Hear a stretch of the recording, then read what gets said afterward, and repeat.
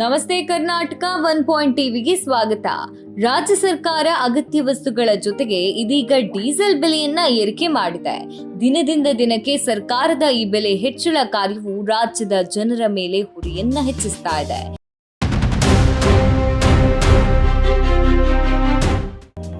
Toll ದರ ಹೆಚ್ಚಳದ ನಂತರ ವಾಹನ ಸವಾರರಿಗೆ ಮತ್ತೊಂದು ಹೊರೆ ಎಂಬಂತೆ ಕರ್ನಾಟಕ ಸರ್ಕಾರವು ಏಪ್ರಿಲ್ 1ರಂದು ಡೀಸೆಲ್ ಮೇಲಿನ ಮಾರಾಟ ತೆರಿಗೆಯನ್ನ %3 ಹೆಚ್ಚಿಸಿದೆ. ಇದರಿಂದ ಡೀಸೆಲ್ ಬೆಲೆಯು ತ್ವರಿತವಾಗಿ ಏರಿಕೆಯಾಗಿದೆ. ಹೀಗಾಗಿ ಡೀಸೆಲ್ ಮೇಲಿನ ₹2 ಹೆಚ್ಚಳವು ಏಪ್ರಿಲ್ 2 ಬುಧವಾರದಿಂದ ಜಾರಿಗೆ ಬಂದಿದೆ.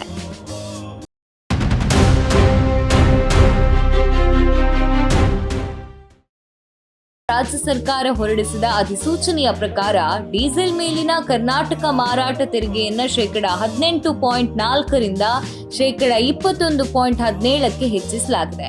ಇನ್ನು ಅಖಿಲ ಕರ್ನಾಟಕ ಪೆಟ್ರೋಲಿಯಂ ಡೀಲರ್ಗಳ ಸಂಘದ ಊಹೆಯಂತೆ ಡೀಸೆಲ್ ಬೆಲೆ ಲೀಟರ್ಗೆ ₹2ಗಳಷ್ಟು ಅಧಿಕಗೊಂಡಿದೆ. ಹೀಗಾಗಿ ಬುಧವಾರದಿಂದ ಪಂಪ್ ಬೆಲೆ ಲೀಟರ್ಗೆ ₹88.9ಗಳಿಂದ ₹90.9ಗಳಿಗೆ ಏರಿಕೆಯಾಗಿದೆ. ಆದರೆ ಪೆಟ್ರೋಲ್ ದರ ₹102.92 ಇದ್ದು ಇದರಲ್ಲಿ ಯಾವುದೇ ಬದಲಾವಣೆಯಾಗಿಲ್ಲ.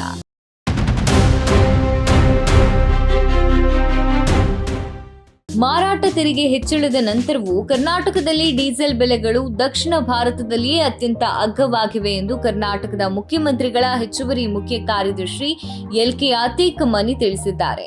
ಇನ್ನು ಡೀಸೆಲ್ ಮೇಲಿನ ಮಾರಾಟ ತೆರಿಗೆ ಹೆಚ್ಚಳದಿಂದ ಸುಮಾರು ₹2,000 ಕೋಟಿ ಆದಾಯ ಬರುವ ನಿರೀಕ್ಷೆ ಇದೆ.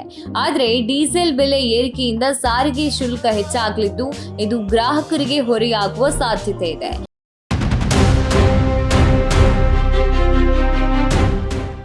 ರಾಜ್ಯದಲ್ಲಿ ಕಾಂಗ್ರೆಸ್ ಸರ್ಕಾರ ಜೂನ್ 2024ರಲ್ಲಿ ಪೆಟ್ರೋಲ್ ಮೇಲಿನ ಮಾರಾಟ ತೆರಿಗೆಯನ್ನ %25.92ರಿಂದ %29.84ಕ್ಕೆ ಮತ್ತು ಡೀಸೆಲ್ ಮೇಲೆ $14.3ರಿಂದ $18.4ಕ್ಕೆ ಹೆಚ್ಚಿಸಿತ್ತು.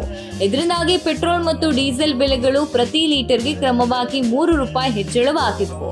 ಇದೀಗ ಮತ್ತೆ ಸಿದ್ದರಾಮಯ್ಯ ನೇತೃತ್ವದ ಸರ್ಕಾರ ಡೀಸೆಲ್ ಬೆಲೆಯನ್ನ ಅಧಿಕಗೊಳಿಸಿದ್ದು ಇದು ಜನರ ಆರ್ಥಿಕ ಪರಿಸ್ಥಿತಿಯನ್ನ ಹದಗೆಡಿಸುವಂತಿದೆ.